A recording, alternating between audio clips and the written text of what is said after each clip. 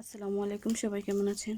আল্লাহর অশেষ রহমতে আপনাদের দোয়া ও ভালোবাসায় আলহামদুলিল্লাহ আমি অনেক ভালো আছি। তো চলে আসলাম নতুন আরেকটি ভিডিও নিয়ে।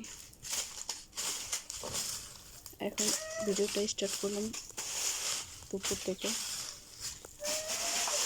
এখানে রান্না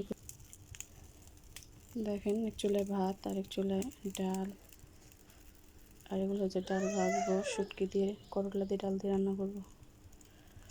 আর এখানে লাউ এগুলো রান্না করব।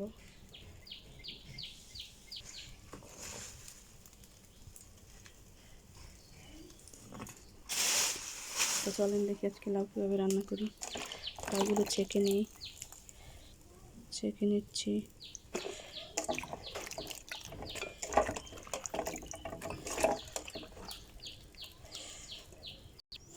দেখেন, এখানে প্রথমে দিয়ে দিলেন আদা রসুন বাটা অল্প পরিমাণ, তারপরে দিলাম সামান্য পরিমাণ মরিচের গুঁড়া, কারণ লাউ তরকারিতে এত ঝাল দিলে খেতে ভালো লাগে না। এটা হচ্ছে আমি হাতে মাখায় রান্না করব। তারপরে দিলাম হলুদের গুঁড়া, 1 চামচ হলুদের গুঁড়া দিলাম।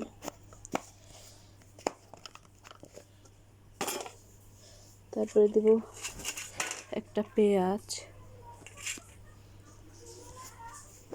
কাঁচামরিচ নাই আমার কাছে, কাঁচামরিচ দিলে আরো ভালো লাগতো।